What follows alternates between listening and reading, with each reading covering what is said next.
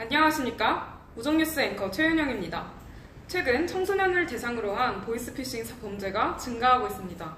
김수경 기자를 연결하여 실제 보이스피싱 피해 학생들의 인터뷰 내용을 전달드리도록 하겠습니다. 김수경 기자. 김수경 기자입니다. 오늘은 보이스피싱 범죄의 피해를 보았다는 학생들을 직접 만나보도록 하겠습니다.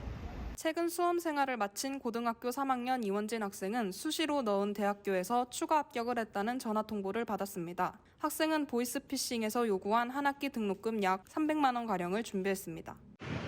저는 제가 일지망으로 지원했던 대학교에서 추가 합격 전화가 왔을 때 의심할 여지도 없이 부모님께 알려드렸어요. 그런데 해당 대학교의 홈페이지를 살펴보니까 추가 합격 공지 기간은 훨씬 더 지난 일이었습니다. 청소년들이 전화보다 더 많이 사용하는 SNS를 통한 메신저 피싱 범죄 또한 이루어지고 있습니다. 회사 물건을 소개해주면 협찬비를 30만 원 정도 준다 그래서 협찬비만 받고 뭐 연락도 끊기고 하는 경우도 많다 그래서 카톡 개인정보를 알려달라고 하더라고요. 그 처음엔 저도 이상해서 안 하려고 그랬거든요. 근데 그렇게 해야 협찬비를 준다고도 하고 법적으로도 문제가 안 생긴다고. 탈취된 청소년들의 카카오톡 계정은 주식 초보 투자자들에게 거짓 정보를 전달하고 가상의 주식에 투자하게 하여 돈을 뺏는 리딩방 금융범죄에서도 이용될 수 있습니다. 이상 우정뉴스 김수경 기자였습니다. 네, 수경 기자님 감사합니다. 청소년을 향한 보이스피싱 범죄 이에 대한 더 자세히 알아보기 위해 우순도순대학교 범죄심리학 최수영 교수님 모시겠습니다. 안녕하세요, 최수영 교수님. 네, 반갑습니다. 앞서 수경 기자가 인터뷰한 내용을 함께 보셨는데 보이스피싱이란 정확히 어떤 범죄를 말하는 건가요? 네, 보이스피싱은 보이스와 피싱의 합성어죠. 전화를 통해서 불법적으로 타인의 개인정보를 빼내 활용하는 범죄를 뜻합니다. 최근에는 이 휴대전화가 현대인의 필수품이 되면서 더 각별한 주의가 요구되고 있고요. 그렇군요. 보이스피싱이라고 하면 보통 전화를 통해서 범죄가 이루어지다 보니까 최근 전화를 잘 사용하지 않는 청소년들한테는 위험이 적을 것 같은데요. 네, 그렇지만 꼭 그렇지만도 않습니다.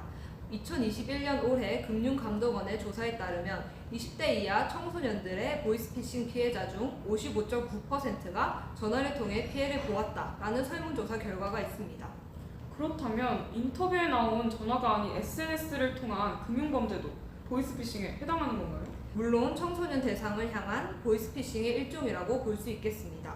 보이스피싱은 최근 그 범위를 넓혀서 문자나 메신저 등으로 퍼지고 있습니다. 특히 최근 청소년들이 SNS를 주로 사용하는 것을 노리고 이를 활용한 메신저 피싱이 성행하고 있는 것이죠. 그렇군요. 그렇다면 교수님, 청소년들을 향한 이런 보이스피싱과 같은 금융범죄 이외에도 어떤 식으로 청소년들에게 접근할 수 있다고 생각하시나요? 네, 바로 대리입금이라는 게 있는데요. 이 대리입금은 청소년을 대상으로 한 고금리 사채라고 할 수 있겠습니다. 이 범죄 또한 SNS를 자주 이용하는 청소년을 노리는 금융범죄로서 특히나 카카오톡의 익명의 누구와도 채팅을 할 수 있는 오픈 채팅을 주로 수단으로 활용하고 있습니다.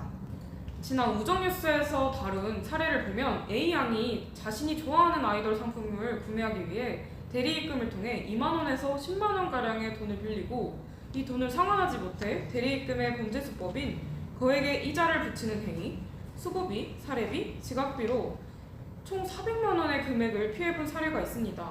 만약 돈을 갚지 못하겠다면 개인정보를 넘기라고도 한다는데요. 네, 맞습니다. 때문에 SNS나 메신저를 통한 피싱도 각별히 주의를 해야겠습니다. 그렇다면 지금까지 청소년들을 향한 이런 보이스, 메신저 피싱은 어떻게 대응할 수 있을까요?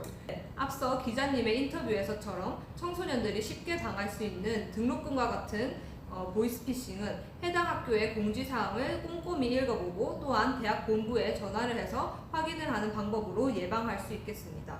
또한 협찬을 핑계로 SNS상에 개인정보를 요구하는 확인되지 않은 메시지는 보이스피싱이나 메신저 피싱이라는 것을 인지하게 된다면 신고를 하는 것이 좋겠습니다.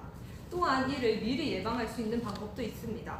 미리 금융감독원이나 금융회사 영업점에서 개인정보 노출자 사고 예방 시스템에 등록을 하면 금융 결례 시 본인 확인을 2번 확인하는 시스템을 제공하고 있으니 이를 신청하는 것을 추천드리겠습니다.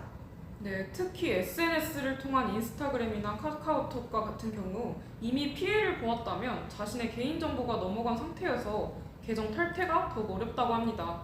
그렇다면 이미 피해를 입었다면 어떻게 대처해야 하나요? 청소년분들의 경우 혼나는 게 두려워서 잘 알리지 않는 경향이 있습니다.